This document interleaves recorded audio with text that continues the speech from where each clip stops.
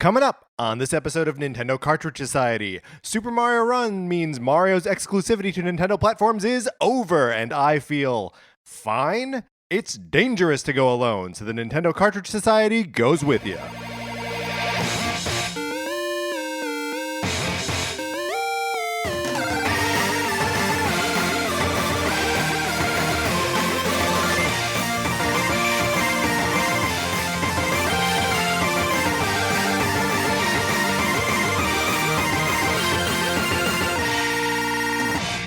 Welcome to Nintendo Cartridge Society. My name is Patrick Ellers, joined as always by my co-host Mark Mitchell. Hey Patrick, how's it going? I'm going great, Mark. How are you? I'm doing really well. Yeah, we're in good spirits. We're in this evening. really good spirits this evening. Why do you think that is?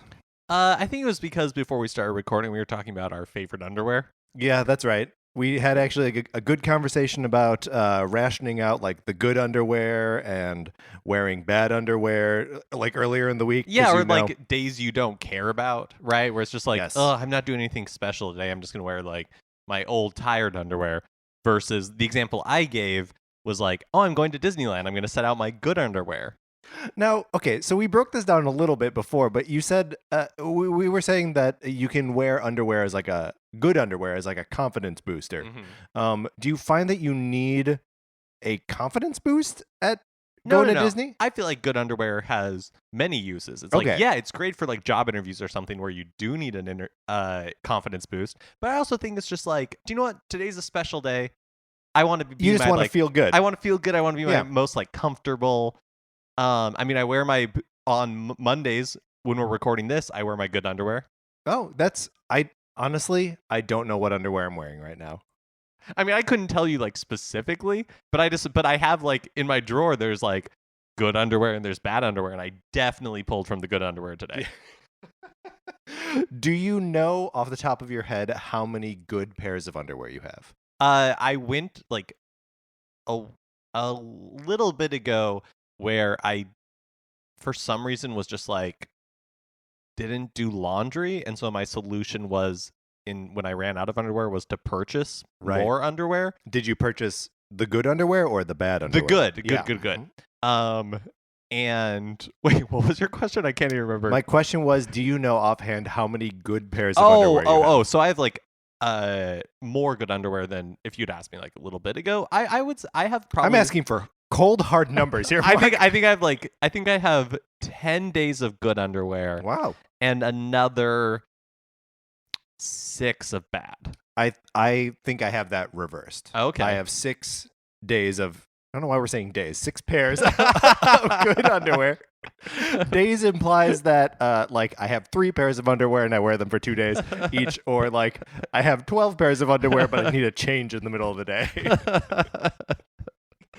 Mark, weather report. Like cold. Yeah. Like at night. I think Yes. it gets like cold where everybody would agree it's cold. It's not just like LA cold. There was frost. Yeah. And I understand the rest of the country has been plunged into a polar vortex, the likes of which we can't possibly understand from our, I was going to say ivory tower, but that's not right. That's like if we were super educated. Right. And we're not. No, I mean, we're moderately educated. We're moderately educated. Right. Bachelor's degrees. I would say, yeah, but it's like it gets cold at night, but it's still like LA warm during the day, so it's like 60s. Yeah, and sunny. Yeah, so you have like a hoodie and you're fine, but at night, oh, it's been like bitter cold at night. Like in a way that, Yes. again, like anybody could agree that it's cold, not, Also windy. It was very windy on Friday night. and the thing, if you don't live in LA, you don't understand is that nothing is insulated. That's right. No apartment is insulated because they're like, it's LA. Especially, you want to feel the outside all the time. I live in an old building, so it's definitely not insulated. Yeah. So like, when it's windy, there's just like a dirt, just like like gets in under Just the like windowsill. gusts of it. Yeah. And so when it's cold and windy, if you're sitting next to a window, you can feel it. Right. It's a chill right to your bones. Mm-hmm. This is a newer building that I live in and that we record in. All right, we get But it. no, but I'm saying this giant luxurious window lets in a lot of heat escapes. A lot of cold gets in. Mark, let's debug last week's episode. All right. We were thinking it might be a mistake-orama. I don't think it was. No. I think we made a precious few mistakes. Point one here is just a clarification. We were talking about Super Mario Brothers 3 and how you were using the save feature on the NES Classic. Right, I'd created this like elaborate fantasy in my head that originally you could only save after like the castles or the airships. And I informed you there was no such save feature in the original release. That is true. We didn't know whether there was a save feature on the Game Boy Advance version, which is also known as Super Mario Advanced 4. There is a save feature. It can save after every level.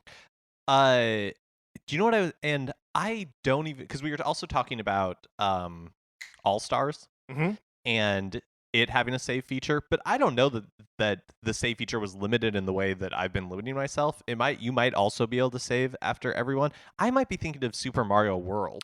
And that is definitely true of Super Mario World. Yeah. It was like ghost houses and castles. Right. Like after you couldn't do it after airships. like regular levels. Right. But why was it called Super Mario Advance 4? Super Mario Brothers 3 on the what was released? Sure. Super Mario Advance was Super Mario Brothers 2. Okay. Super Mario Advance 2 was Super Mario World. Super Mario Advance 3 was Mario World 2, which is Yoshi's Island. And so Super Mario Advance 4 was Mario 3. This is just the way they released them. I don't know. I know, but it's so, because I remember it being complicated back then. It just feels so needless. Looking back on it now, it's like they started with 2. The first game that they remade for the Game Boy Advance, because these were remakes. Like they had obviously save features and the graphical assets were different. So they started with 2, and I don't know why. Maybe that was a way of like bringing it to Japan or something. But I don't never know. released the first one in this advanced. That's lineup. correct. That's correct. Yeah. Right. And then skip from 2 to World, and then they're like, well, we need to do the sequel to World, obviously. And then went back into 3. went back into 3. Yeah. Great. So, I mean, Nintendo's always been marching to the beat of its own drums. So. That's right. Another thing that we said, we weren't quite sure where the Demon Souls IP rests right now. We thought maybe with Bandai Namco, it's with Atlas. And then you also said, did you just say Namco Bandai? Just now? Oh, do you know what? Ignore me. Okay. we had confusion about how to say Bandai Namco's name. Yeah. A couple weeks ago. Yeah. And let's just assume that we have it right now. I think you got it right. Yeah. I also asserted that my least favorite Christmas song was Santa Baby, which is still a good choice. Yeah. I'm going to stand by that. But my real least favorite Christmas song is a recent addition from the Trans-Siberian Orchestra called Christmas Canon. Do you know this song, Mark? No. So I can't recall it off the top of my head. I firmly believe that I've probably heard it before because I've been to a mall at Christmas time. Right. So it uses the Pachelbel's canon, the like wedding music, and adds children singing. I'm going to play. I know. I hate that we're doing this, but I'm going to play a little bit of it right now. Okay.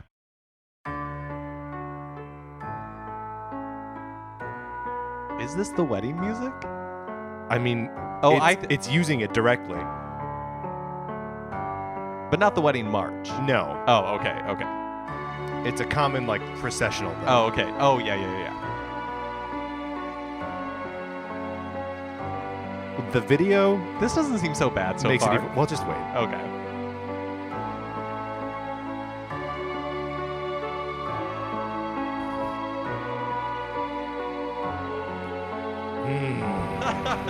Do you hate it because it's a million years long? I mean, yes, of course. But I also hate it. First of all, it just skips around in the canon with no regard for how a canon builds on itself. Like, the novelty of the canon is tossed right out the window. Oh, boo. Are these words that they just like made up for this? I mean, I don't know. It's the canon has no words. Oh, okay. It's a string piece exclusively.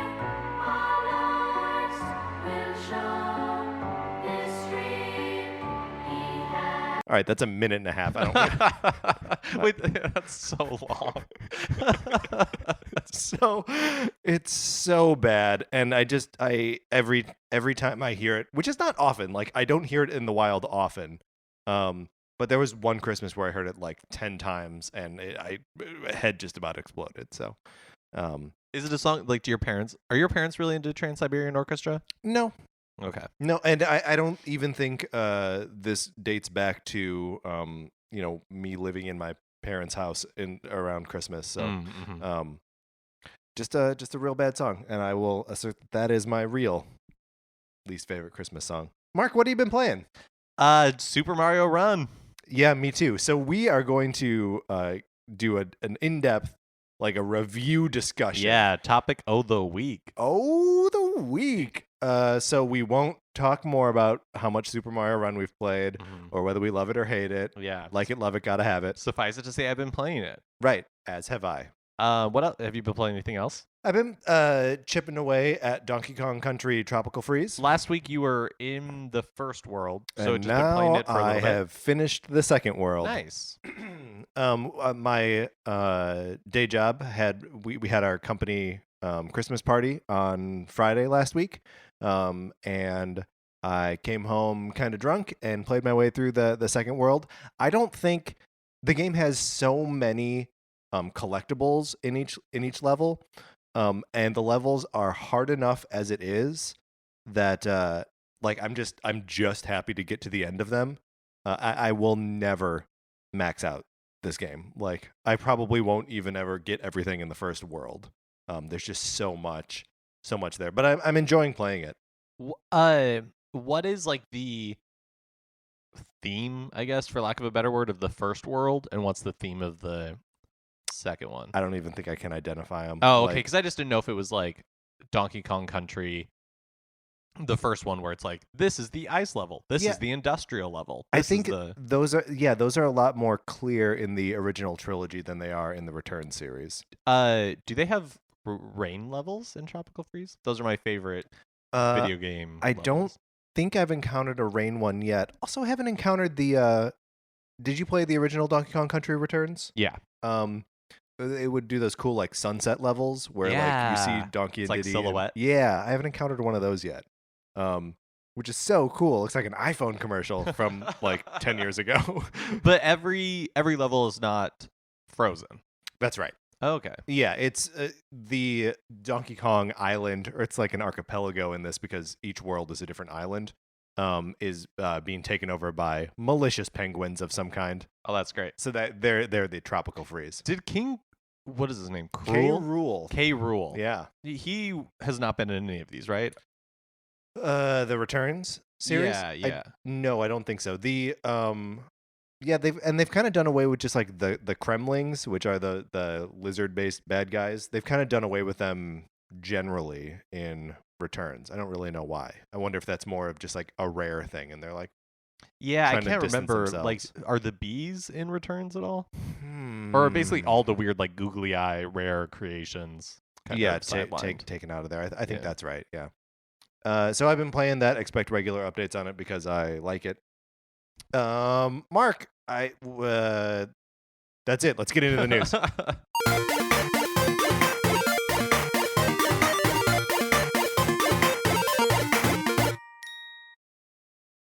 So, NPD numbers for November were released this past week. Woo. And sales for the NES Classic Edition in the US came in just under 200,000 units sold. Now, can you remind me of what the Famicom Classic sold? I think about 100,000 more than that, around 300,000. Okay. So this tells two stories, right? Yes. I mean, mostly that just one. No, I mean, I think it potentially tells two. First, that it's just like this thing was severely undershipped. Yeah. Because if for Japan itself, which is a fairly small country, Mhm. they shipped 300,000 of them because they also basically sold everything that they Right. It is hard to manufactured come by in Japan. Mhm. For the rest of the world, Well, these are just U.S. numbers. yeah, but like it's been impossible to get everywhere. So Sure. it's possible that they made like maybe an equal number for the rest of the world, and 200,000 of those were shipped to the U.S. and then the remaining, I don't know, like we'll say like 150,000 were shipped for the rest of the world. It's all insane. I can't believe it's not even 250,000 of these things. That it's so few. Like it's a shockingly small number. And it's possible that the reason Japan was able to sell more in November is because it's easier for Nintendo to get new units to Japan versus having to ship them to like the US.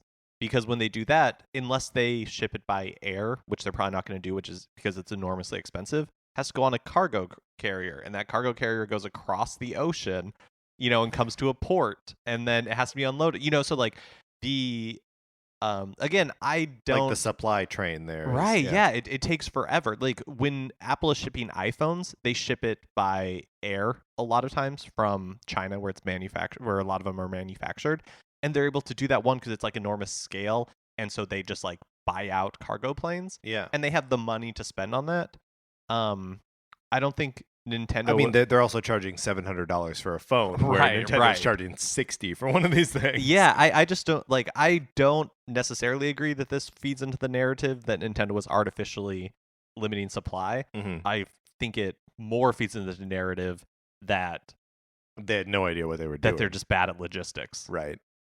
That's so sad. Well, so on that note, I mean, when this episode is released on Tuesday, December 20th, Best Buy is getting a restock. They've been promoting it. So Yeah. which So seems, they better have them. yeah.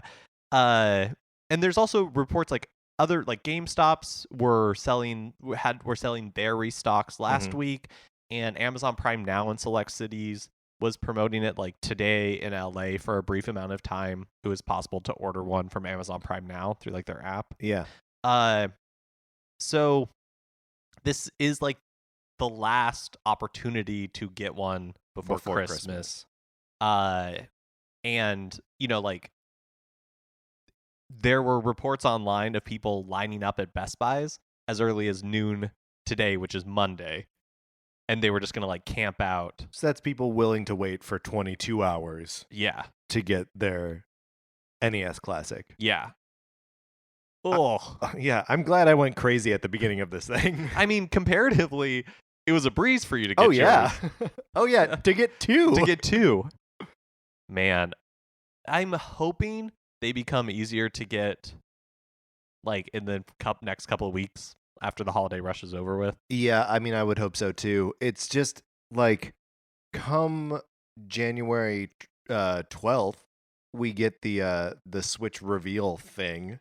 And I feel like Nintendo's messaging is going to just have to shift over to that entirely. Yeah, and I mean, again, like I don't really know how much. Yeah, like Nintendo definitely left money on the table here, but I don't really know how much they want to keep manufacturing these. Sure.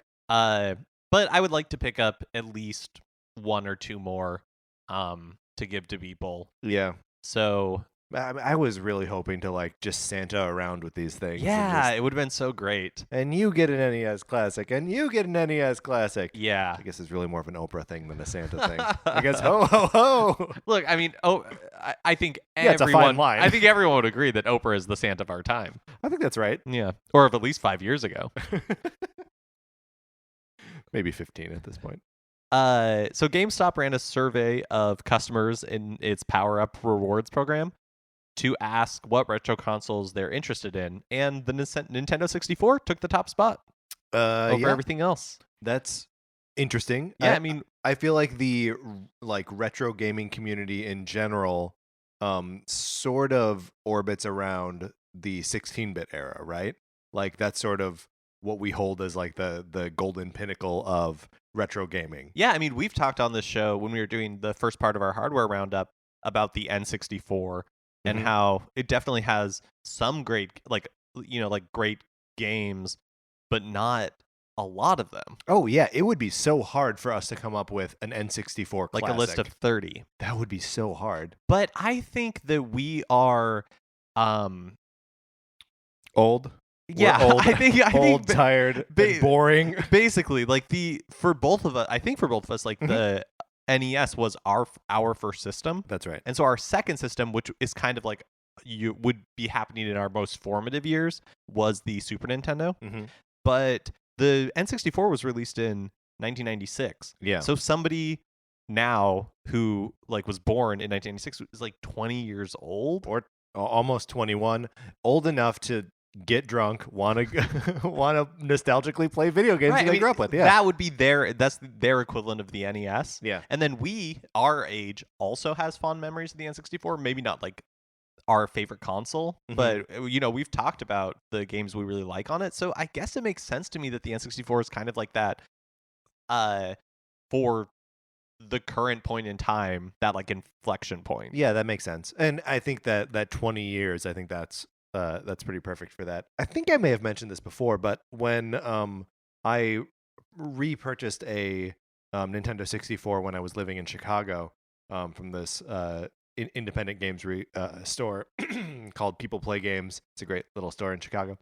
And as I was walking back, it was like maybe a 2-mile walk back to my apartment, just carrying this this box of a Nintendo 64, I was stopped by more strangers than I've ever been stopped by in Chicago.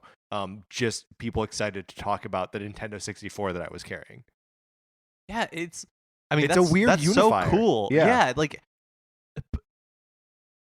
but of that same era, like the PlayStation was so much better and so much more ubiquitous. More ubiquitous, if nothing else. It also had like the franchises on it that I feel like are relevant today, like Tomb Raider and Resident Evil, right? And like Final Fantasy. Fantasy. I mean, whether Final Fantasy is relevant anymore but like. Yeah, I mean, 15 sold a lot. Like I feel like it's at least sort of relevant today. Yeah. So it's just interesting to me that the N64, but I mean, it also makes sense to me in the sense that like, yeah, the PlayStation was ubiquitous, but like Tomb Raider exists today, but the franchises that have really have like real staying power are the ones that we are talking about right now, like Mario, Zelda, and that's the end of the list though. Donkey Kong, okay. they're like, and like Banjo-Kazooie, like these are games that maybe aren't on Nintendo platforms anymore, or are Nintendo first party, but those are a lot of the ones that, and like GoldenEye, Mario Kart, just like that kind of stuff. I think GoldenEye for sure. And yeah, also just thinking about like how Ukulele is, people are hyped about that game, and that's basically and coming to Switch. Yeah, and coming to Switch.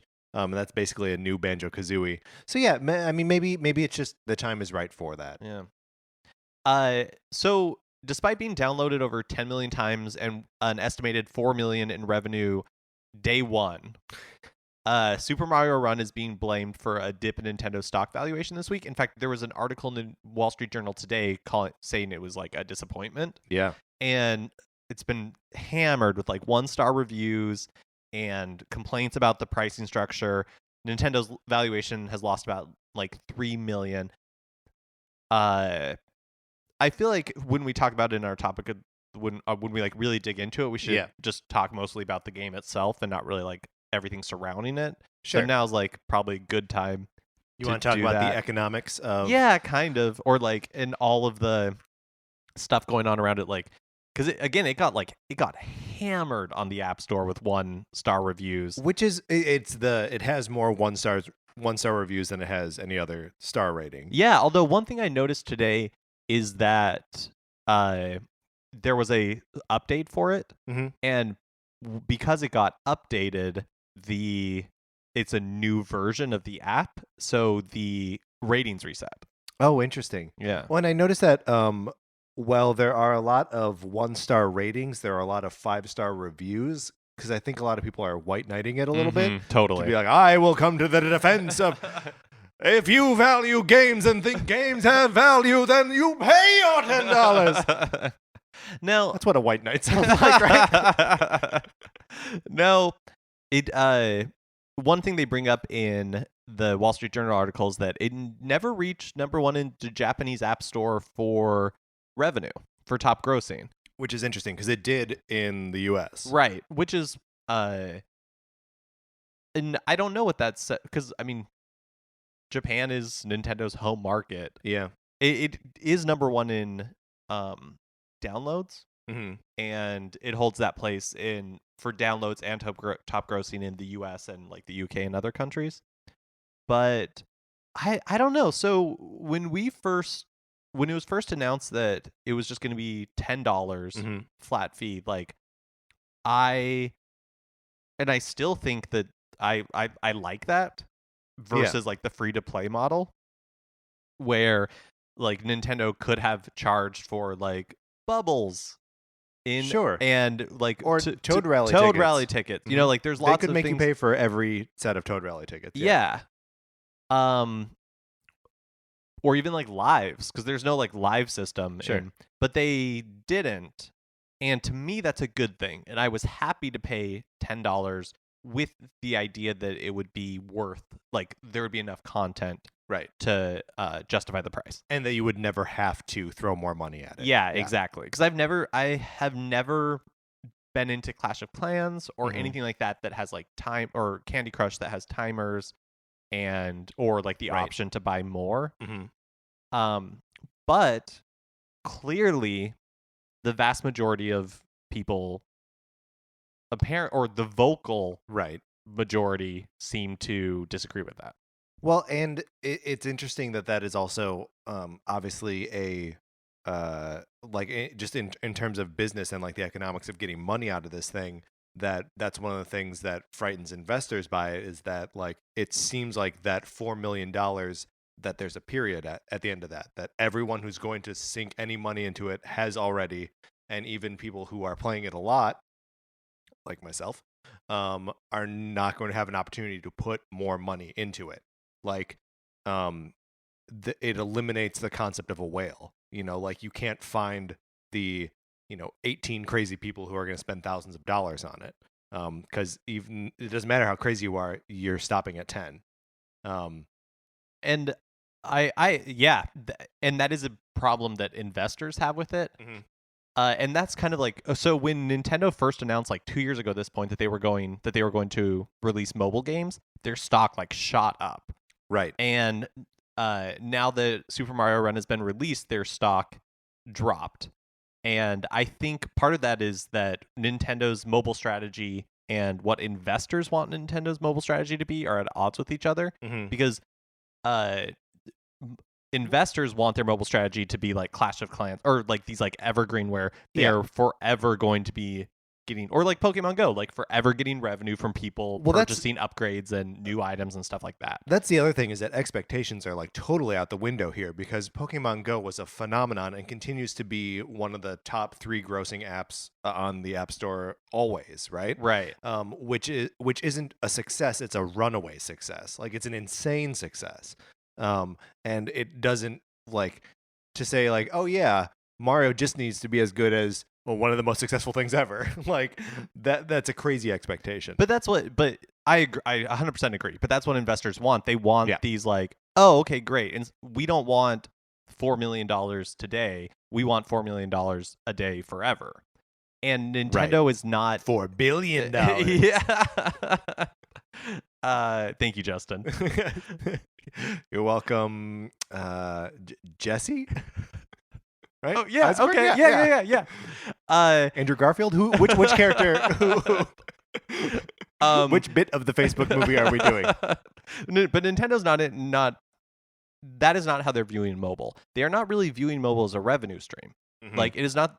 That's not their primary goal. They're viewing it as a marketing platform, and so what they want is people to purchase. There's a reason Super Mario Run is not a full Mario game. Right. You know, they want people to be like, oh, right, Mario, I love these games. And then This is quick and fun, and everyone I know is talking about it. yeah, and then oh, I love Mario games. This gave me a taste, and so now I'm going to purchase a Nintendo console and a Mario game for the Nintendo console. So they're looking at this as a marketing platform for what they really care about, which is their video game business, like their home video game right, business. their hardware, and even selling the software on that hardware, which Yeah. obviously they get a bigger piece of than someone spending $10 on the Apple Store. Right. And with Pokemon Go, we've seen that worked itself into a frenzy that Absolutely. lifted all Pokemon boats, including Sun and Moon and Nintendo 3DS hardware. Which is impossible to find now. Right. Yep. You know, and so will a similar thing, so their goal is for a similar thing to happen with Super Mario Brothers. And one thing that's interesting, anecdotal, who really knows, is that new Super Mario Brothers for the Wii Yeah. re-popped up in Amazon's top 100 video games after Super Mario Run was released. Oh, that's crazy. I had not read that. Yeah, and initially I was like, oh, like for the Wii, that's weird, but it's not really when there's like 100 million of those sitting around. Right. Versus Wii U's where there's, you know, like 12 million worldwide. Yeah. So it makes sense that somebody who was interested in Mario again after Super Mario Run would be like, oh, hey, I have a Wii that's been just sitting around and I can get this new Super Mario Brothers Wii for like $20 new, you know, you could for like dirt cheap used. That's crazy because that game sold really well in the first place. It's I believe the best selling Mario game, which is outrageous. That like Mario 3, Mario World, Super Mario Brothers, get out of here. I mean, just purely install base, it makes sense. Yeah. And it was the first like console side-scrolling 2D Mario game. Yeah, in a long time. In a super long time. And we've talked about before how the side-scrolling ones are so much easier for people to play, like every generation, because 3D gaming is complex. Yeah, absolutely. There's a camera to contend with. You've got like a weird stick to control. Yeah. So you know, it's early, it's anecdotal, but that part of their strategy seems to have had some effect for new Super Mario Brothers Wii to show back up in the Amazon Top 100. It's really interesting, and it's weird to me how much like negativity there is surrounding the game, but not in like my personal experience. Most of the negativity I'm seeing about it is online, right? And I mean most like websites and review outlets were pretty generous, and like it got high scores and stuff. Not like blow you away, but like it's a mobile game. I don't know what Nintendo could have done differently. Yeah. Either charge like $6 up front, or like even $10, like charge it up front instead of having it be free to download and $10 to unlock the rest of it. Because they have to be taken aback by this reaction, because well, not because I was, but I certainly was right. Is Mark surprised? Mark's surprised. They don't. I mean, I was certainly surprised by this reaction. I thought that having the first few levels be free and then $10 to unlock all of it was a smart way to do it. It was like a great way to do it. I don't know what else they could do. If this is what the pricing model they wanted, either I guess charge $10 up front, or charge like $2 per world or something. Yeah, or like free, or I guess do the free to play model. And Nintendo, it sounds like they've hinted that Animal Crossing and Fire Emblem, they were planning on the same like one price for everything up front, and maybe this will make them rethink that. Maybe. I still feel like it's early, right? The game has been out for 5 days, and we genuinely don't. I mean, all these like downloaded 10 million times, estimated 4 million in revenue. That's day one, and this is pure guesswork. Yeah, like nobody actually knows how it's done. Right. So, and it's been in the top grossing, like since it was released, it's been the top grossing in the US store since it's been released. So I think it's doing fine. Right. Like from a pure like revenue standpoint. Also, everyone's about to head home for Christmas, right? So like everyone's about to show their parents, their sisters, their brothers. They're about to show everyone Super Mario Run. Like this happened when the Wii came out, that it came out over Thanksgiving, and then like you brought it home to your parents, and then everyone wanted one. But the difference here is that everyone will be able to download it immediately. The economic viability of it, I am not like worried about, or what. Also, how much could this game possibly have cost to Right. make? Not $4 million, right? It doesn't seem like it. So, like the immediate like ramifications of it I don't think concern Nintendo, but the reaction to it has to kind of take them aback, Yeah. right? They have to kind of be surprised because it can't be good for word of mouth. Sure. Well, right? I think there's a lot of sort of for as much excitement as there is around Nintendo right now, there is like a little like bubbling hostility about not being able to buy things, and then I guess also having to pay money to, to buy things. Internet, Mark, let's get off of this, or we'll never stop talking about it.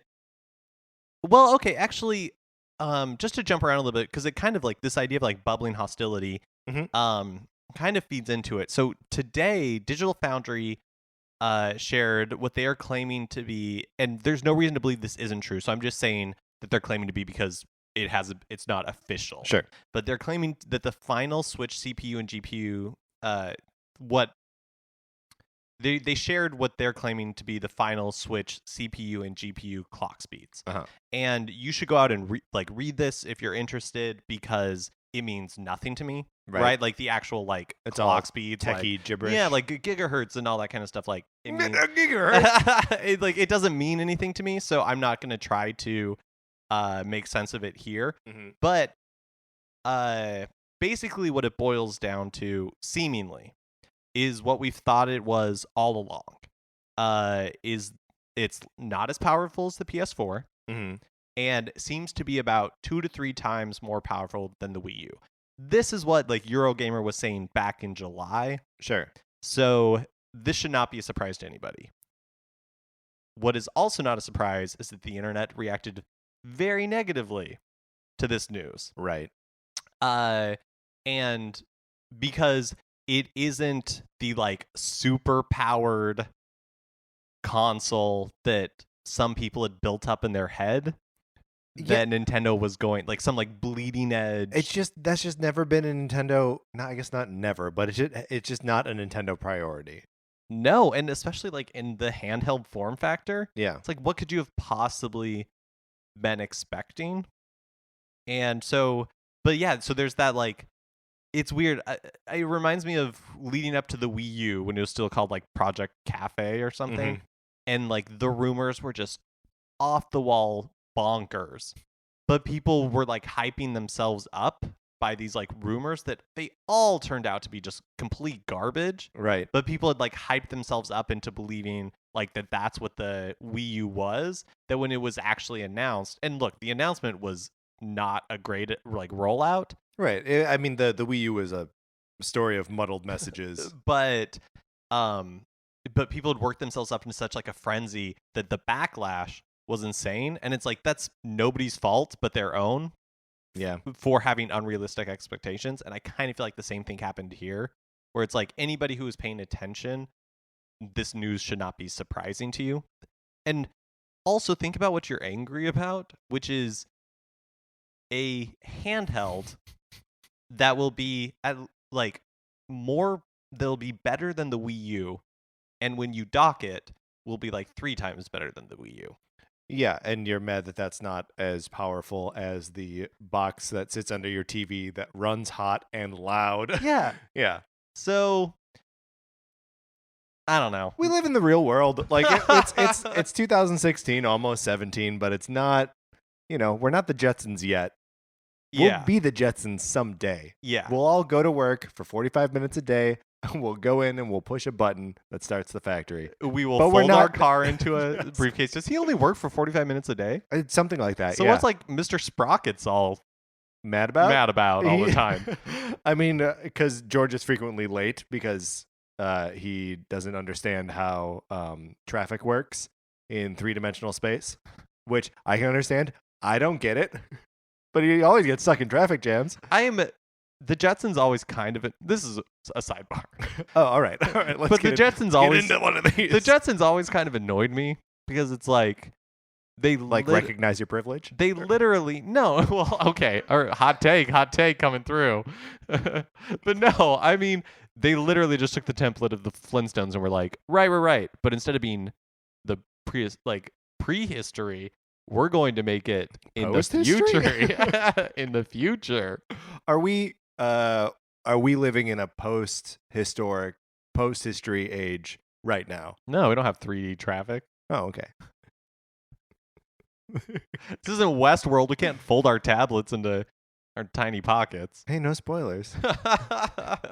I'm only 3 episodes into Westworld. You've seen the tablets. Okay. In better Switch news, Dragon Quest 11 was reconfirmed for the Switch. We pretty much knew it was coming. They had mentioned that they were, like, way back when Dragon Quest 11 was announced, they had mentioned that it was, like, being considered for the NX. So, but we basically always knew it was coming.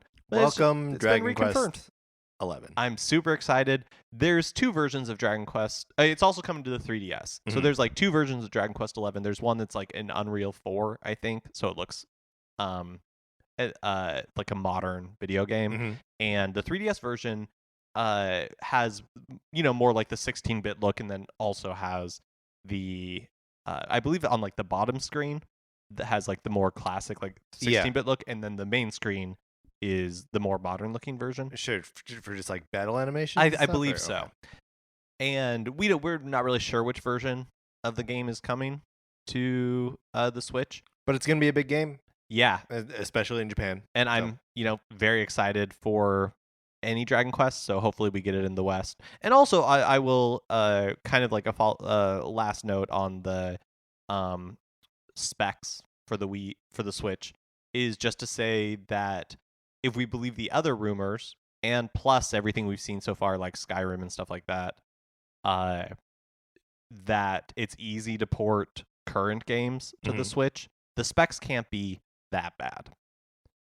That's a good point. So, I mean, Skyrim is a PlayStation 3. Yeah, that's true, game. But not like the remastered version. Sure. And the rumor is Dark Souls 3 right. is also running on last it. Week.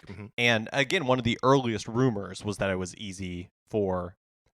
Basically what I'm saying is there's a lot more to hardware than just numbers. Yeah. So, it'll remain to be seen what Nintendo has done. Right. But it won't be too long until we actually get a look at it. We're like 3 weeks away from the reveal.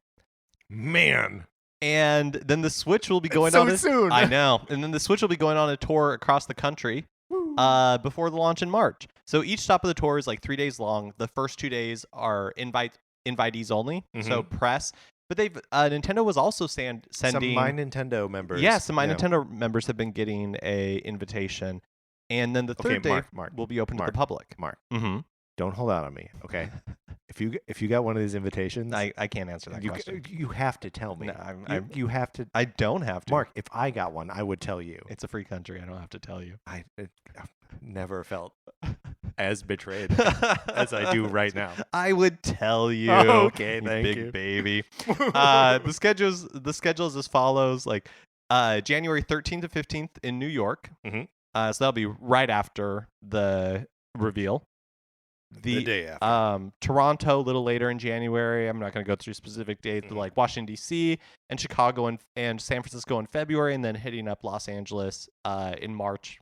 Really? Just a couple of weeks before the Switch is released. Really sticking it to the flyover stance. Huh? East Coast, East Coast, East Coast, Chicago, California. I almost the free day, not free day, that's not right, but the open to the public day in LA, March 5th.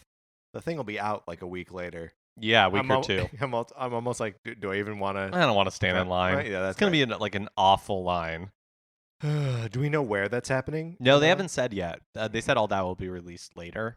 What if it's like somewhere we go all the time? What if it's at like the ArcLight? That will be even worse because tons of people will already be there. Oh, that's a good point. I mean, I'm assuming it's going to be at like the convention center or Sure. Staples Center or like something like that, you know. Ugh. Um I'm not going downtown. Oh, very LA of you. Okay, so a bunch of patents were filed for the Nintendo Switch. And I'm sure they were filed before this, but they became publicly available last week. And one of them shows like a VR style headset where you can like Google Cardboard style. Yeah, but you would slot the Nintendo Switch in where like a phone would go on Google Cardboard, which is insane to me because the Switch, I mean, looks big. Yeah. You know, like bigger than a phone. Right. So like it's like putting the Wii U tablet in a VR headset. Yeah, no, I mean, I've done that. I've taped it to my face before. And also the resolution of the basically I don't think this is going to be a launch feature. I don't even Sure. know that it's going to be a thing. Nintendo has not really shown a lot of interest in VR. I think they're patenting it. What? Patent. You were all the way through the word and then like tacked another T on. You were like patenting. No. Patent it. Yeah. For the sake of doing so. I don't expect at like the resolution that the tablet is supposed to be and other considerations. I don't think it'll be a thing, but it has been patented. But through the patents, other features that had been rumored are pretty much seemingly confirmed. USB. There we go. Oh man, is this Mistake-O-Rama? It could be like just this moment, right? Blundertopia. What's Blundertopia is pretty good. USB-C charging seems to be confirmed. That the Joy-Con would have motion controls and rumble. Good. Seemingly confirmed. There's like an IR sensor at the bottom of the right Joy-Con. Okay. The Joy-Cons have shoulder buttons. Mm-hmm. Up to 4.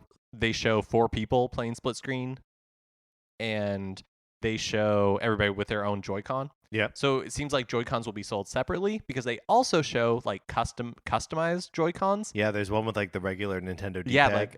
Yeah, and that makes total sense to me. Mm-hmm. Like, could you imagine for Smash they sell like GameCube? Oh no. You know, like Joy-Cons. A record button that will probably act as like a share button. So pretty much everything a touchscreen. So pretty much everything we thought that the Switch would have, it looks like it's going to have.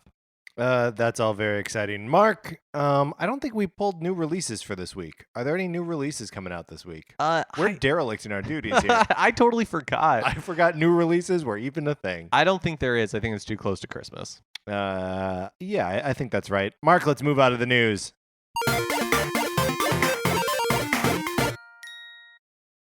Now it's time for a regular segment on the show. It's time for 433. In 1952, American composer John Cage wrote a piece called 433, wherein a performer or a group of performers didn't play their instruments for 4 minutes and 33 seconds.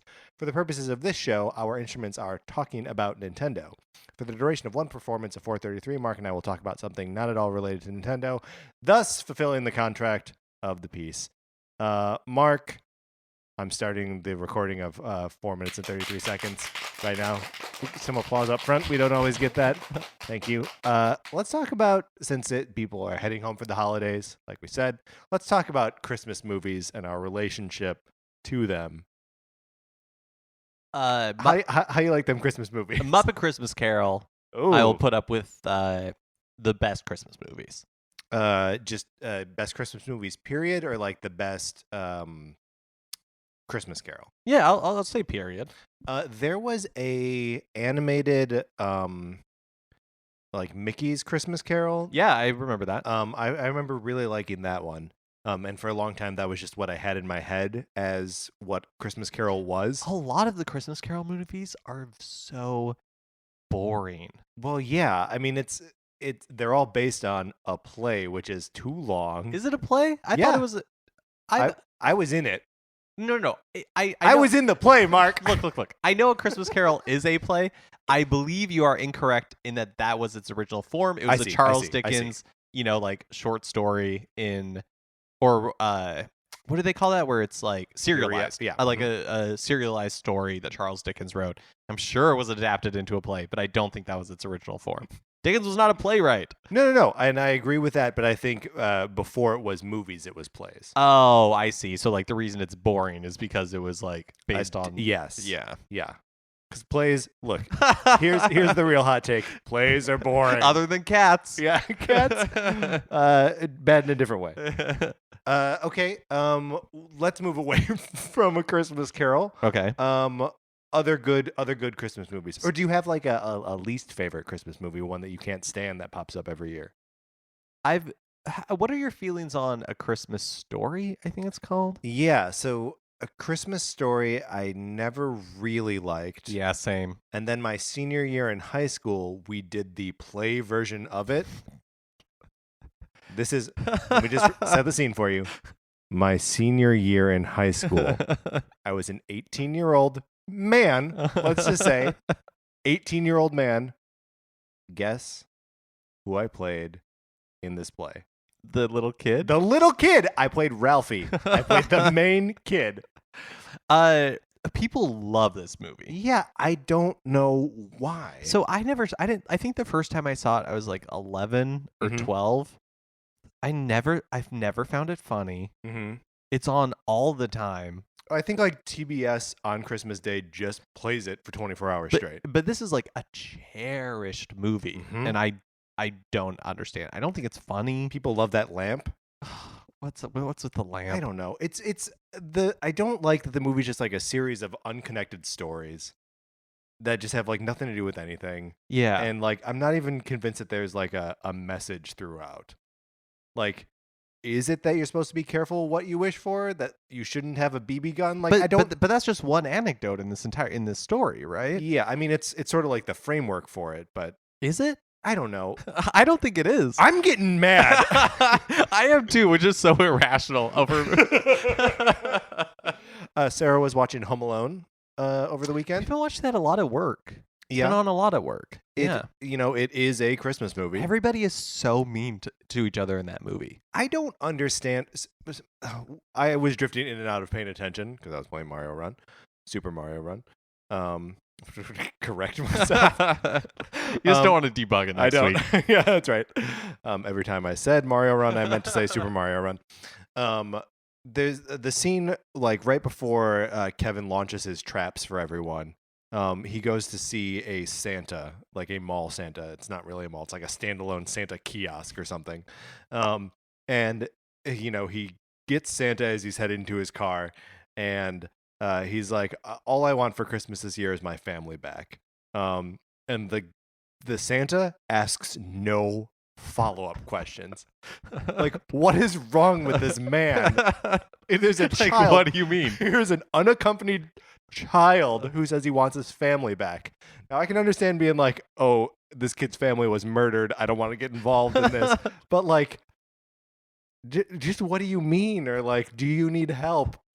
Anything. But this Santa, if I remember correctly, is also like uninterested. Like they're like shutting down for the night, so he's like walking to his car. Yeah, but he like entertained. Kevin's like, I should just let you go, and he's like, no, go ahead, shoot. Right. Like he's like, no, whatever, I'm Santa, it's cool. Yeah. Well, I mean, my boss pointed out that everybody in this movie. Oh, well, all right. Well, we'll never know. Thank you for joining us for this edition of 433. Today we were accompanied by violinist Robert Rescott. Mark, let's move on into the topic of the week.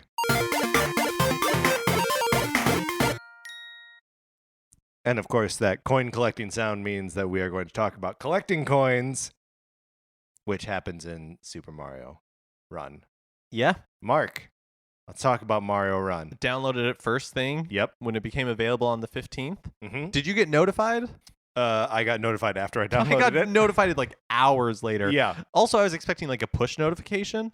No, it was like an email from the App Store being like, hey, Super Mario, like, that was garbage. Yeah. If you can put U2's new record on my phone without me knowing, you can alert me like in the operating system that the game I want to play is ready. Yeah, so downloaded it first thing. No, we last week when we went to the Apple Store to demo it, I came away not really loving it. Right, a little cold on it. Yeah. But I've become, or as I dug into it, Mm-hmm. I've been really enjoying it. I think the game gives back as much as you're willing to put into it. Like, for every like new level of investment you have in the game, it meets you halfway. So like, when I was like, oh, I'm gonna get all of these pink coins, then I had a super fun time getting all the pink coins in all the levels, and then it gives you the new goal of like, okay, purple coins. And that was super fun too. And as soon as I was like, oh, I can get into Toad Rally, and then seeing like how many toads you had at some point over the weekend, I was like, oh, I'm gonna catch up to you. Well, I'm not really. We've talked before that I don't really love arcade style games Yeah. where it's just like, oh, beat your high score. And Toad Rally initially to me, I was like completely uninterested in. It was stressful at first too, Yeah, right? I mean, I still find it stressful because I saw today you have like 1,500, 1,600 toads or something like I'm that. over 2,000 at this point. Oh wow, okay. I'm at like 300. Yeah. I'm not very good at Toad Rally. I don't know how how like people get so many toads. I will share with you my secret. Okay, great. Off the air? No, I mean just Oh, okay. keep giving your impression now. Yeah. So, I still don't love playing Toad Rally because I find it stressful Mhm. because I lose toads a lot. I Yeah. find myself losing a lot, and that's not super fun to me. Mhm. But I also find it addicting in a way that, like, I want to keep coming back to Toad Rally in a way that I generally don't want to. In this, like, The score rush. kind yeah, of, score rush. Yeah, that's a good term for it. Ooh. I don't know if it's. Oh yeah, see if it's in the glossary. Yeah, exactly. And then we'll find another. Keep talking. Yeah. So I don't. Yeah, I generally don't like that kind of stuff. I found myself coming back to Toad Rush, and I don't know if that's because I buy into the Nintendo aesthetic. Like, I don't know if that like makes the difference for me. Yeah. But I've been playing it a lot. They also like remix the levels, which I think is kind of cool in Toad Rush. Yeah. Like, they're not like the exact level. They will like change things or do things a little bit different. I think that's my impression of it. No, anyways. so it is. So in Toad Rush there are like 5 or 6 different flavors of levels. There's like the regular plains level. There's desert. There's the like underground with the the baths. cave. And then There's castle, like an airship level. Yeah. And ghost house. So I guess 6. And so each one of those levels is made up of like randomly selected chunks of levels that feature that topography. So like if you go to the plains level, it'll pick some of 1-1 will be in there. And they all, every single level in the tour has 3 different versions: the pink coin version, the purple coin version, and the black coin version. It's not just coin placement. Like the actual levels are shaped differently, enemy placement is different. So in mixing up those pieces of of the 2 different airship levels, and then the different versions of both of those, that it becomes this insane variety of like sort of randomly generated levels, but like from a very clear template that is designed. Like it's not it is, I guess, technically an endless runner at that point, even though it ends after a minute. But it's based on those like carefully established designs. That makes sense. I feel like the staying power of Super Mario Run will be how much do you like Toad Rally? Yeah. Well, and obviously I've bought into it pretty heavily. So as soon as I started paying attention to what color toads you can expect at different races, is when I started to like really get into it and do it a lot. Yeah, because you can only unlock certain items Yes. in like, what is it called? Like your town? Yeah, in your kingdom. Yeah, in your kingdom. That's what that you call need it. a certain number of each color toad. Yeah, so I haven't been able to unlock everything because like the pink or like whichever ones are Yeah, the more purple rare, toads, like yeah. those I have been very elusive. So when I was like, okay, I'm gonna start like just getting as much of this as I can, is when I was like, when I started to forsake all courses except the airship courses, because the airship brings one of each color. So like red, blue, purple, green, and yellow they all show up to that one. And the only other way to get purples are in the Ghost House levels, which are a weird fit for Toad Rally. It's a Score Rush, Toad Rally, and none of this is Score Rush in there. It is not. Ugh. So, but it's a wiki, so we can always put it in ourselves. Yeah, it's not gonna happen. Do you also? I refuse to edit wikis, even when I find something that I know is incorrect. Yeah, I'm just like, no. I also like I'm a taker, not a like when it comes to internet consumption. Like I don't really give back. Like I don't have a Yelp account. I use Yelp, but I don't add my own scores to it. I don't review stuff on Amazon. So how do you feel you have this podcast? Yeah. You don't think this is us contributing to the internet right now? Oh, good point. Great point. Thank you. I mean, like in like the review aggregates. Sure. Although I will say I do review podcasts that I value. Yeah. Which is of course your cue if you value us to rate and review us on iTunes. And also we have neglected thus far to tell you where you can email us. Oh yeah, if you ever have either debugging concerns or just any other question for Mark and I to discuss, you can send an email to Nintendo Cartridge Society at gmail.com. So yeah, if you always select the airship levels, first of all, you get very good at the airship levels.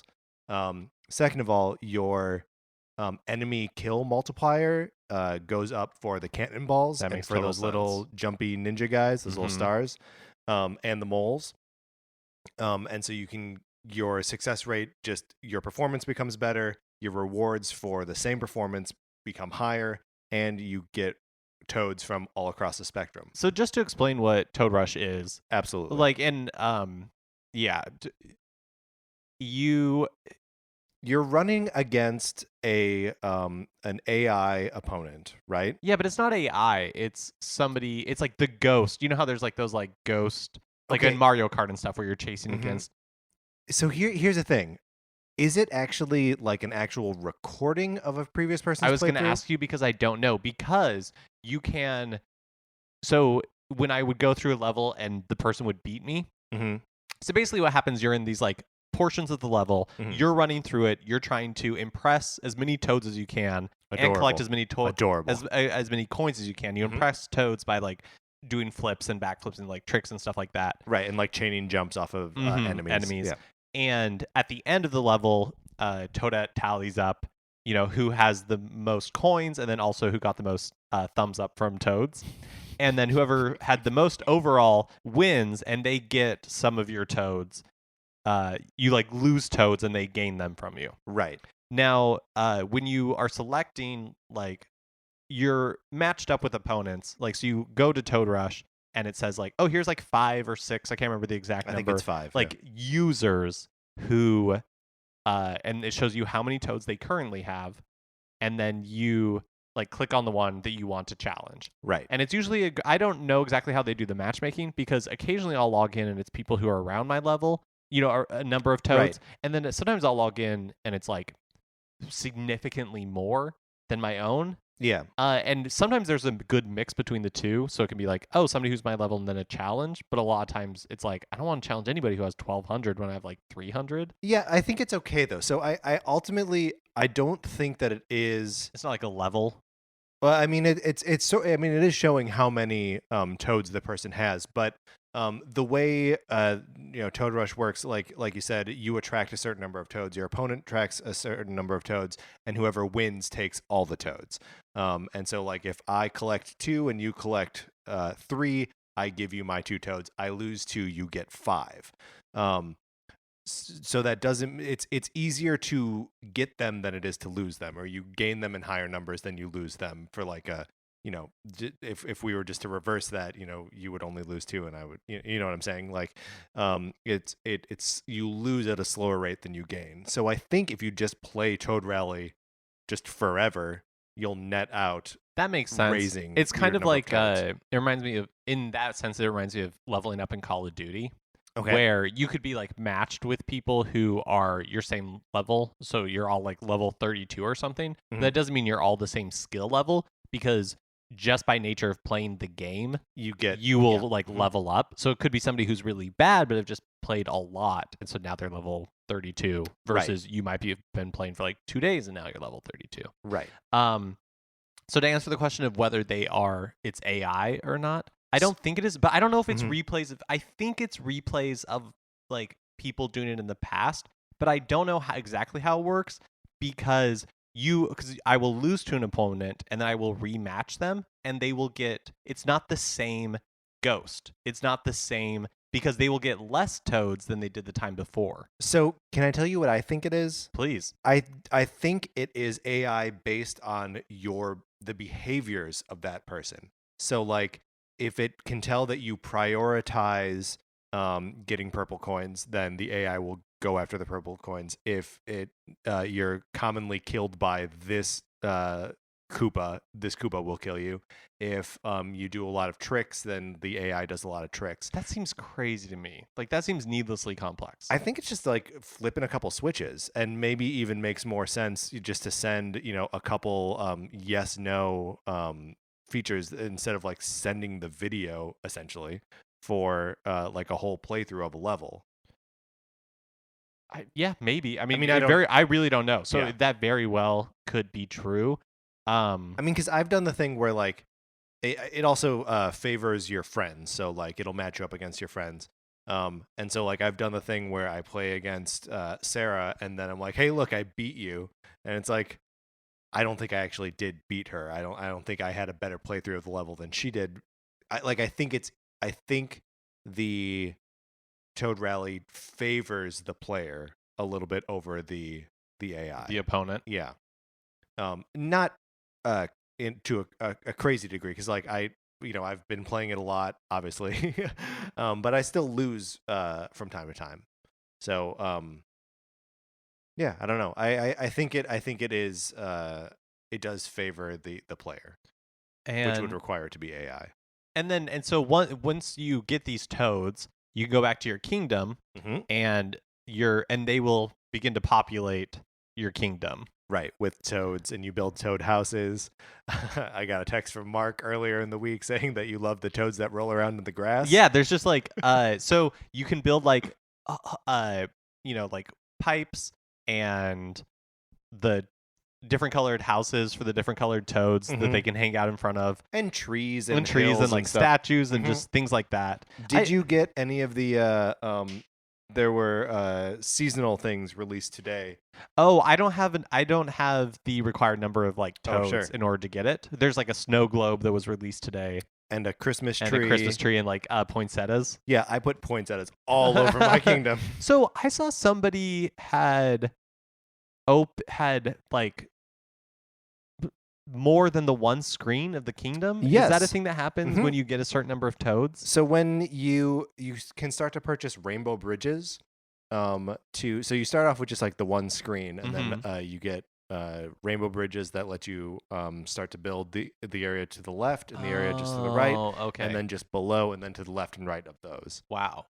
So there are 5 rainbow bridges in total. And then there's also a thing that occasionally triggers, and I can't remember where it's like it shows you like a kingdom of the past, and it has like the layout of how things use. Oh yeah. And I don't know what that the is deal with either. that is. And then you can level up your castle levels Yep. up, like the more toads you bring toads to town. you get. There's also unlockables for players. So you get My Nintendo rewards specifically for playing Super Mario Run. You get them for like beating a world in the regular game. You get them for every day for doing Toad Rally Mhm. and for winning 3 a day in Toad Rally. And then you can use those to purchase specific things like you get My Nintendo rewards, and then for like linking your My Nintendo account, you unlock You Toad. get Toad, yeah. Yeah, so you can run as Toad. And then there's also Luigi, Peach, Yoshi, and Toadette. Toadette. And then you can also get like coins, and I thought that was a cool integration of My Nintendo. Yeah, Like I thought it was too. I thought it's a real neat way to both make this game matter to My Nintendo and My Nintendo matter to it. Yeah, and to encourage people who Mhm. don't have a Nintendo 3DS or a Wii U and never set up a My Nintendo account, Right. like to set up a My Nintendo account. I also think it's cool that so to do a one round of Toad Rally, you need to spend a Toad Rally ticket, and you can get Toad Rally tickets by clearing levels or by collecting all the coins in a level. But there are also things that you can buy for your kingdom. Like you can buy giant coin blocks, which are good to hit once a day that give you a bunch of Toad Rally tickets. And it maxes out Toad Rally tickets. You can only hold 99 at one time, just so you know. But so yeah, I like that there's like a little bit of a currency in there, so that like if you are excited about Toad Rally, you have to like keep an eye on that too, so that you always have the opportunity to keep playing it. Yeah, I don't know. There's so much like so many little things about the economy of this game, like the in-game economy of it, that I find really compelling and exciting, and that I keep coming back to. Now it's interesting. We've talked almost exclusively about Toad Rally, Yeah, and like the kingdom builder aspect, and we haven't talked at all really about like the, I guess what you would almost call like the game itself, even though that's not true. Like Toad Rally really is the game. I agree, and the tour is like, which is Tour, what they call that's it, what it's the tour. called. You would think I had never opened this. I can't remember the name for anything. Mark, have you played this game? Yeah, the tour feels like it is the tools that you use to play the rest of the game. Mhm. Like you know, the campaign for Halo. Yeah. And then like you like, okay, I'm done with that now. I guess I don't know why I need to use Halo. I'm an old man. My examples are very old. But like But no, yeah, like the Call campaign, of Duty, or even yeah. Call of Duty, or Destiny, where it's Right. just like, yeah, you're getting the campaign. That's like, That's the nuts and bolts. Mhm. Now you know how it works. You know what the levels look like. You know how the enemies move. You know how to approach all these scenarios. Then you can implement it in Toad Rally, which is where it feels like the game starts to matter to the extent that any of it matters. But yeah, I'm, you know, like I was saying, like as for anytime you decide like, oh, I want to take this more seriously, like the game meets you there and is like, you can take it more seriously. yeah, like the goal of Super Mario Run is different from a Mario game. Absolutely. A regular Mario or a traditional Mario game is the challenges in getting to the end of the level. Mm-hmm. And in Super Mario Run, Mario runs moves automatically. Yeah, he'll like, get there. You will get in, especially the early levels. Mhm. You will get to the end, like in the ones that are available as a demo.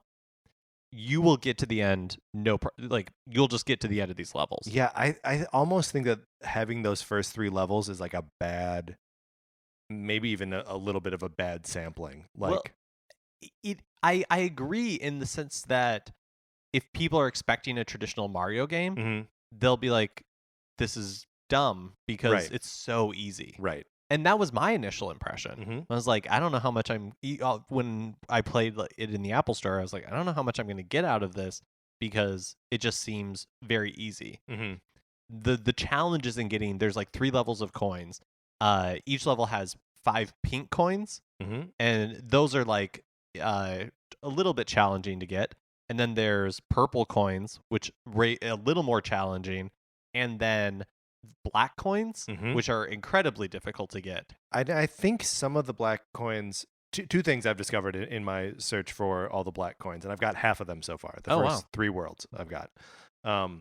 Is that I don't think you can get all of them with Mario. I think you need to use Interesting. other characters, because Luigi jumps a little higher and the princess can float, and the toads are faster. So I think having having their abilities, I know there are coins that I've gotten with Luigi that I think are out of Mario's reach. But also there is one black coin in a World 3 level where you have to use the bubble to like go back.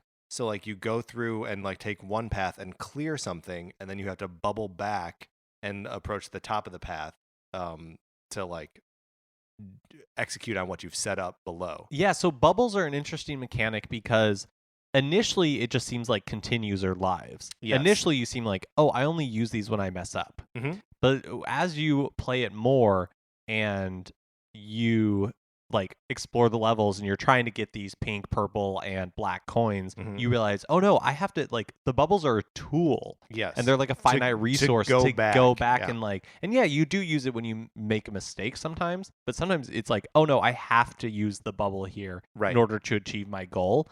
And I think I'm not sure how I feel about the level design sometimes. Okay. Because I don't know if it's part of like their attempt to make the levels repeatable, but it doesn't really make sense where the pink, purple, and black coins are, right? So it requires trial and error. Sure. It yeah. requires running through a level. You know, like the first time you can make it through a level and probably get all the pink coins. Yeah. You will not be able to run through a level the first time, and I don't think you'll really be able to get the purple coins because they will be in places where you're like, oh, like I have to go there. I have to go there. But And like the black coins Mhm. especially. the black coins are hidden almost. Yeah, Like, so they're it's like- frequently in like non-question block blocks. And they will also be in, or like the purple coins will also be in places where the level will almost like misdirect you. Mhm. So you'll be like, oh, this is the path I should take, and then the purple coin should be down there. But there's no reason in a lot of Mario games, these like hidden things are hinted at in the level design. right. But that is not the case in Super Mario Run. Right, but I mean, like when you're getting to the point of like looking for the black coin, say, you've been through that level, you're so familiar with the geography of the level that like it has to take you off the beaten path or like force you into the areas that aren't like where it expects you or where you expect to go. Yeah, I agree with that. I guess my point is that exploration is not really is less of a thing in Super Mario Run Sure. because you don't have the freedom of doing it.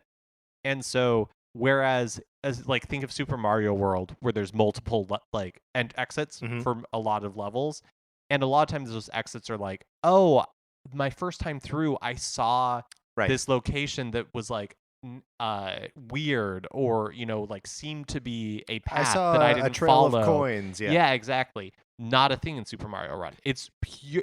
The first time through, there's no indication Right. that something might be hidden. There's no indication, right? And so there's less of that like, oh, this time I go through, I think I know where the black coin is because there's like this level of the section of the level that I didn't explore. Right. Well, I mean, where I'll push on back on that a little bit is, it shows which black coin you pick up. So like, there are 1, 2, 3, 4, and 5. So like, if you pick up the first black coin and then you grab another one, and that's like the fourth one, you're like, okay, somewhere between that first one that I grabbed and the fourth one, there are 2 more hidden in there. Yes, So you can, like, but start there's to- no indication where. Yeah, but I think you just start to like learn the tricks of like where they hide them. Sure, because like you said, like they are even the purple. Some of the purple ones are hidden in in non-question blocks. Yeah, in blocks. Mm-hmm. Yeah, and I don't know. I've had a great time trying to find them. Yeah, no, me too. Like it's not debilitating to the game. Sure. Like I still enjoy it a lot, and I'm not, like I said, I have not gotten all of the purple coins, I don't think, and I've definitely not gotten I haven't even really started getting the black coins. Right. And I think I'm looking forward to that more than I am Toad Rally. but that's just purely my personality. Man, just I didn't think I would get super into Toad Rally either, but like I don't know. It totally has its hooks in me. Also, if any of I posted this on Facebook, but if any of our listeners want to be Super Mario Run friends, like I'm way down. Oh yeah, we should post it on Twitter. We should post our I think we should actually post the numbers in the episode description. Oh, that's a good idea. So if you're just listening to this, like take a look at your phone. We're putting our friendship numbers in there. The return of friend codes. Yeah, but what are you gonna do? I mean, you texted me your friend code, like with using the in-game. Yeah, but it's weird because you still gotta like you still have to enter it. You can't you can't like you send a note like a text message to somebody. Yeah, and then they can't just like click the button and be friends with you. Yeah, it's still not the cleanest thing in the world, but it's a little bit better. I have been friended by a few people who I feel like I don't know personally. So if you're listening right now and we're friends, great, thank you. I love seeing like the same names and people pop up over and over again. I hope you're enjoying the game as much as I am. So I just opened Toad Rally. Yeah. Or I just opened my kingdom, and there's a red and blue toad chasing each other around a blue pipe. Adorable. There is a red and blue toad sitting on top of a red pipe, telling each other stories and laughing. Apparently, They're old friends. there is a toad rolling around in the grass, which is my favorite. I just find the kingdom adorable. I don't really understand the point of it, other than I guess building. That's where you put your stuff. Because I have so many coins. Yeah, me too. I've got so many 47,000 coins. Yeah, and so that's like another thing. Again, like all of this is set up for microtransactions easily. Yeah.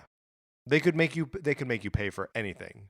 And even just like if they just did it in like the kingdom building aspect where like, you could buy more stuff to put around your kingdom, like I would be okay with that. I don't need to. It's a cute feature while it's here, but like I don't need to throw more money at it. Oh yeah, well Nintendo has said that or I think just today, in response to the Wall Street Journal article, or the Wall Street Journal asked them for comment or something, and I think they don't intend to add any more content.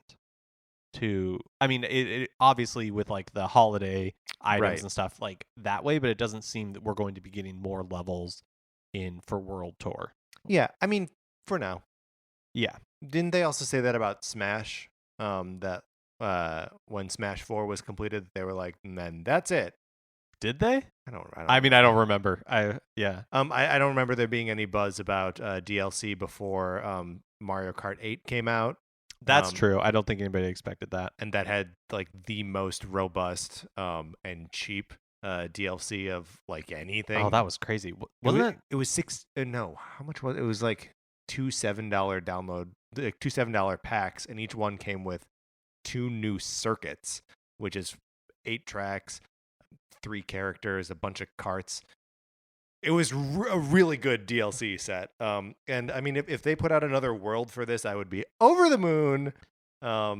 Excited about it. Yeah, because Tour itself, even when if you were going for just the pink coins, doesn't take very long. Yeah. Like it really is in the purple and black ones. Right. That you'll be like spending your time. But it feels very satisfying. And I did not feel that way when we did the demo. Mm-hmm. Again, I felt like it was kind of, and I still feel like the physics are sometimes weird. I think it's kind of forgiving in a way that is confusing. It'll kind of gravitate you back towards, like if you're trying to pull off a chain of jumps, it'll make those happen. It'll make it happen. I still haven't really gotten used to that, so sometimes I will like jump. I will like mess it up because the game is like, no, I got this, but I don't expect it to. I got you, boo. Yeah. I downloaded on my iPad. Yeah, I saw you tweeting about that a little bit. How was that experience? I just played it a little bit because I didn't find it very comfortable. Mm-hmm. It really does seem it looks fine on the iPad. Like it doesn't look like a up-resed iPhone app, but it also doesn't feel. Maybe if I was just had it sitting in my lap and was tapping with my index finger. Yeah. The tappable space on the iPad is a lot smaller. I mean, you can tap anywhere on the screen. Yeah, but like the devoted tappable space is like huge on the phone. Yeah, which I like. But me too. You don't have to obscure anything. Yeah, not the case on the iPad. In general, I feel like Super Mario Run is a okay looking game. Yeah, I mean it. Yeah. It did. I mean, when you're in Toad Rally and a lot of stuff is happening at one time, it can be like overwhelming, and like in that way is a cool spectacle. Like in a coin rush where there are coins popping out of pipes and your opponent that's cool. is there, and like that can be like fun and spectacular in that way. But yeah, I mean it's using the new Super Mario art style, which is nothing wonderful, but is functional. What were your favorite types of levels in Tour? My favorite types of levels in Tour, I really liked What did Sorry, I know you were just like I was considering the thinking, question, yeah. and so you repeated it back. But it just reminds me of like in third grade when you would write essays, and you were learning My to favorite levels in Tour. no, but by you were like Patrick Ellis. yeah, you were learning to how to answer questions. And so it would be like what, and so you would learn like repeat the question back in your answer. So it's like, what's your favorite cookie? My favorite cookie is. Yes. I like 4-1, which is I'm looking at it right now. Which is the castle level that has the big the razor blades. Oh yeah. I One don't, oh man, 3-2, the bullet level. We had to bounce off bullet bills. I like that a lot. what I thought was really cool and interesting about this was you gave very specific answers. Mhm. I'm sorry. No, that's great. I meant like one thing I thought was very cool about this is that they still managed to have different level types. Like not Yeah. everything felt the same. Like the ghost houses feel The very ghost different. houses specifically is like what I was thinking of. Like I ended up really liking those levels. I think the ghost house levels are great in Tour and a huge bummer in Rally. Yeah, I agree with that because the coin totals you will get in a ghost house are very low, Super low, and there's nothing to kill either. So like Yeah. you don't get big score multipliers, and you don't really get a chance to show off for those toads. And I love showing off for toads. And you have to. The cool thing about the ghost houses is it has their own unique learning curve. Because they're a little complicated, and there are moments where like, oh, the key is inside this ghost, And you and gotta so do a you have to backflip you have to do over a backflip, but then you have to figure out how to do the back. Right. You have to figure that out, that you can backflip over, and then the ghost disappears, and you can retrieve the coin or the Right. key, and just like things like that made the ghost houses actually my favorite levels in the tour because they felt like puzzles. Yeah, They and felt they like I are, was like yeah. solving puzzles in a way that even the cool like airship levels didn't feel. No, I mean the airship levels are almost more like a bullet hell kind of thing where you're just avoiding all of the projectiles coming at you. Let's see if bullet hell is in the Has to be. has to be in the glossary of terms. Bullet. Yep, a type of shoot 'em up. Fine. Where generally the player must dodge an overwhelming large number of enemies and their projectiles. Okay. Okay. I would say overwhelmingly large. Well, it's a wiki, so you can edit it. Ooh, we're gonna make this adjective an adverb, y'all.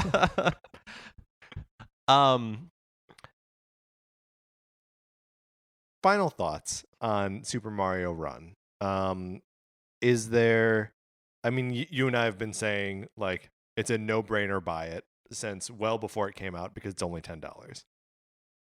How do you think this fits in like the pantheon of Mario games? Is it recommendable to everyone, to people who play games, to people who don't play games? What do you think, Mark? I think it's not. Super Mario Run is, to my mind, not comparable to a traditional Mario game. And I think that's to its credit that Nintendo didn't try to make a traditional.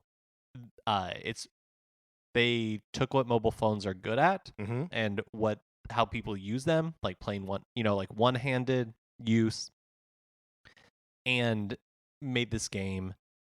I think it's fun. I've enjoyed it. I think for us and for fans, it's a no-brainer at $10. Yeah.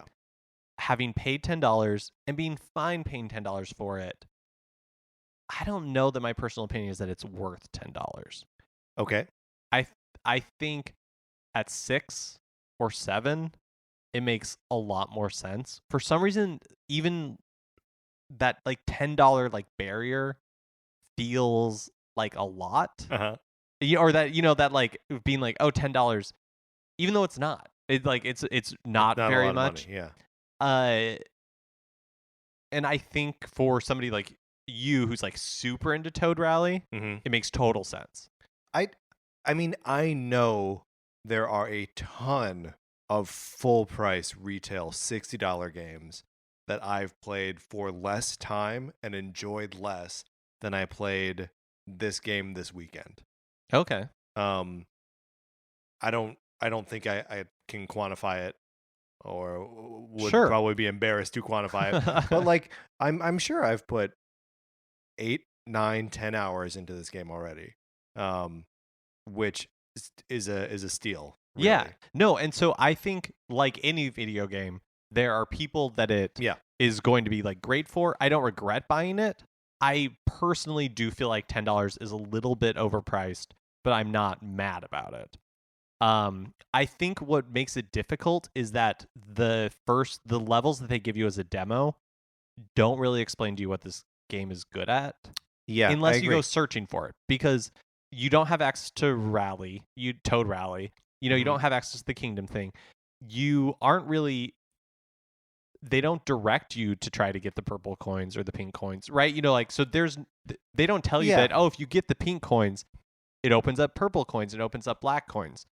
I don't. Well, and I think there's also just like a history in like the Mario games of the coins almost being expendable, right? Like we live in a post-lives video game landscape, right? Where like the number of lives that you collect don't really matter. You're going to be able to continue indefinitely anyway.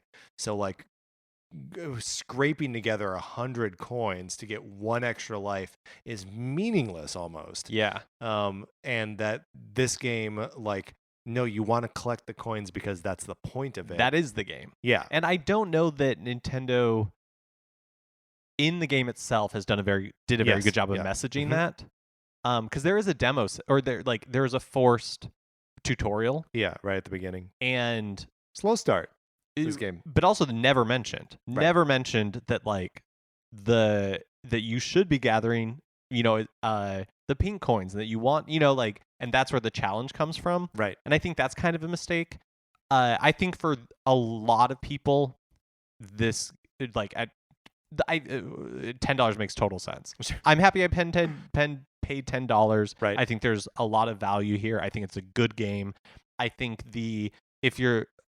but I can't tell you to download the demo and decide based on that whether you'll enjoy it or not, right? Because it does a bad job of that, and so I think that's a problem. Yeah, I mean, I'll agree with that. That is a problem. I guess for me, like $10 feels like an appropriate like cost to sample a game to me. Mm-hmm. That like at $10, I'm not like, well, I bought this. Like $10. It's just such little money. That's less than any amiibo in this house. You know what I mean? Like it's just not a significant investment in my mind. Yeah. I mean, I agree with that. Also, it's been super fun. I have a handful of friends that have gotten this thing and paid the $10, and so they're on my friends list, and I can see how they're doing in Toad Rally. I can see how people are playing the game because you can click on everyone's profile, see how many coins they have, how many purple coins, Toad stuff, and just like seeing Mark pop up as one of my Toad Rally opponents is fun. It is fun. It is fun. And there was a stretch on Sunday when Sarah and I were both playing this game at the same time, not speaking to each other, except for the occasional like, oh hey, I'm racing against you right now, or hey, I just beat you. I don't know. It's fun, and she's beating me in Toad Rally right now, probably getting more toads in the other room as we speak. Yeah, so even though I had maybe like dumb quibbles about the price, like $6, $7, $10, I think you're obviously not dumb quibbles though, because like I think that is resonating with a lot of people. I don't think you're the only one saying that. But I agree with you that at like $10 is not a huge investment, and so if you're curious, like I think it's worth the $10. Yeah, like but it is one of those things that in order to get the value of it, you have to. The game will meet you halfway, but you have to put the work in. Yeah, I think that's right. There's no when you beat quote unquote the tour. There's no sense of accomplishment. Right, because like when you beat it for the first time, it more or less happens by itself. There's zero sense of accomplishment. So so going in expecting a traditional Mario game, I think you will be disappointed. Sure, you just have to expect something more arcadey and more score rush kind Yeah, of but boost. but overall, I think it's a really strong first entry for Nintendo on mobile. Yeah. I'm excited to see what they do for Fire Emblem Oh, and man. Animal Crossing. I'm very excited about Fire Emblem. I'll check out whatever they do. It doesn't matter. Which could probably just sum up our reviews right there. Yeah. All right, let's move on out of our Super Mario Run review.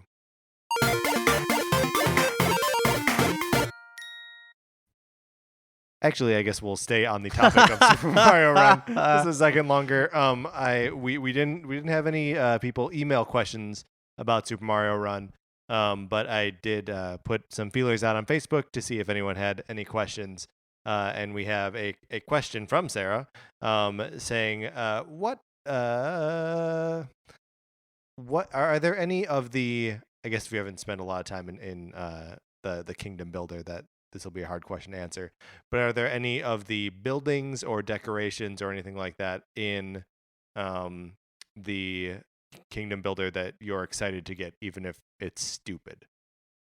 I mean, I did all my Nintendo rewards so I could get the giant Mario gold statue, which I think is funny that there's like Mario statues in general. It just feels like such like a dictator type thing. Yeah, like a giant statue of Stalin in the middle of it. We're gonna have to take it down. At some point. Yeah, to pull it down.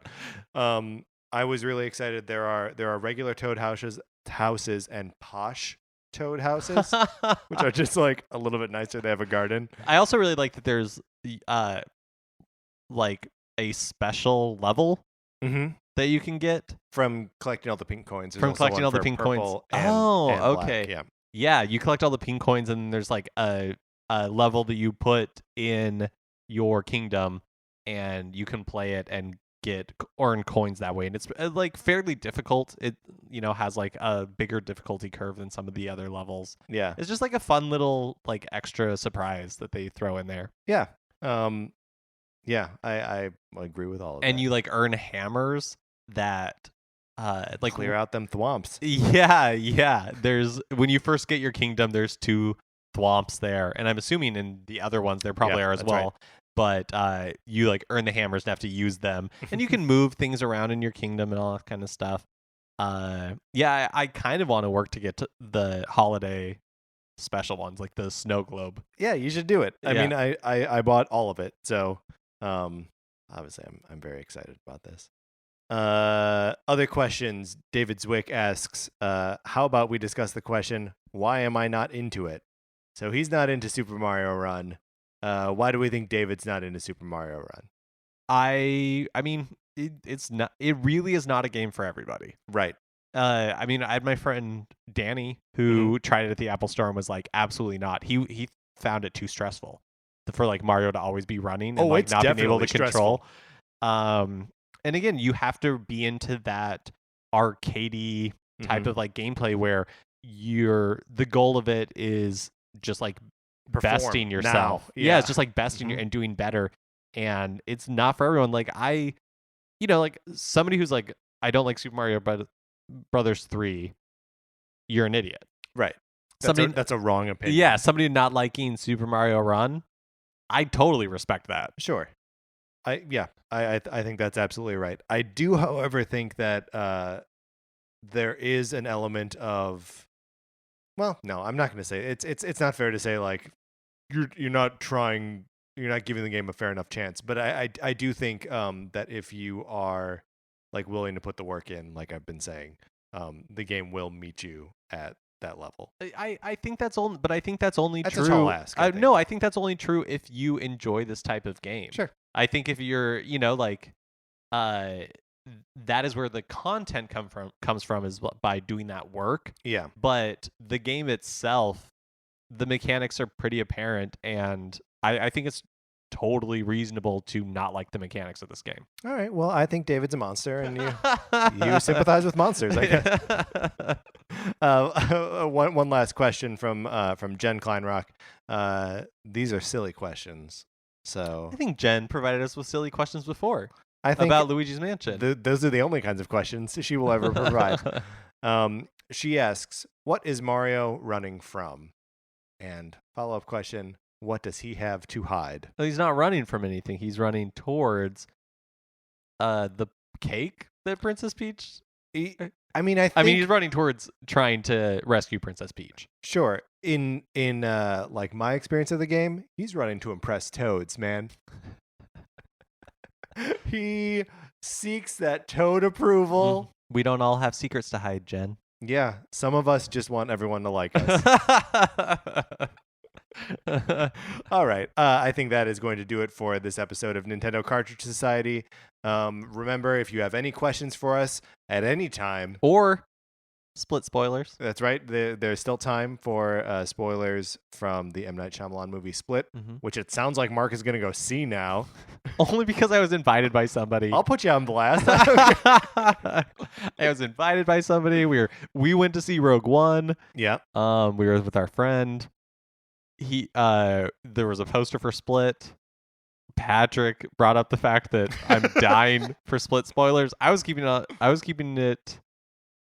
to the myself. download? Yeah, I was keeping it to myself. I don't think so. We put out this podcast every week. Yeah, but not everybody listens to this podcast. All right, fair enough. And anyways, there's a good chance I'll end up seeing the movie, but that doesn't mean I don't want to be spoiled.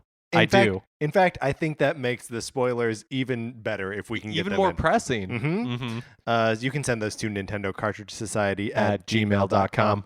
And of course, any other questions that we can talk about, or if you want to correct us on anything, always to that email address. Follow us on Twitter at NinCart Society. You can check out our Facebook page, which is just Nintendo Cartridge Society.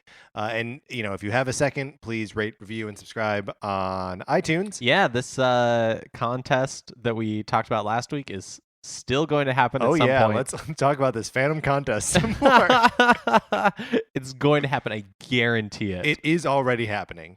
Yes. Right? Oh, yeah. Leave us a 5-star review. And I think you actually have to write something so we can see what your username is. That's right. And if you already have, drop us a line at our email or on Twitter and let us know so we can eventually include you in that. Yeah, in the contest. This is that is going to happen. It is going to happen. It's a soft promise for a prize. There will be a prize. There will be a prize, and it'll be pretty good. It'll Right. be approximately $100. Right. Yeah. Approx. Yeah. Also, while you're checking out stuff on iTunes, you can check out anything else on the What's a Creative podcast network. I mean, we've mentioned Jen Kleinrock a couple of times. I think it's about time we plug your other podcast on the What's a Creative network. Sure. I feel it a little gauche, but I will plug my own other podcast, which is the My Name is Weezer podcast, hosted by me and Jen Kleinrock, where we talk about everything that Weezer has recorded and every side project related to Weezer. It is a delightfully nonsensical and focused on Weezer show. But there are a bunch of good shows on there, so check them all out. And if you like hearing Mark and I ramble on about pop cultural things, you can check out our comic book reviews on retconpunch.com. Olivia Duncan made our logo. 8-Bit Betty wrote our theme music. And if you like 8-Bit Betty, you can check out more of his music on 8bitbetty.com or by listening right now.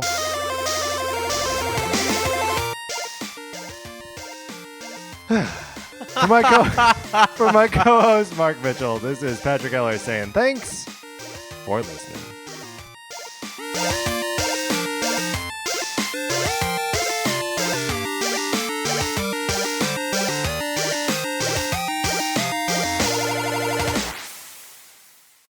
What's a Creative Podcast Network?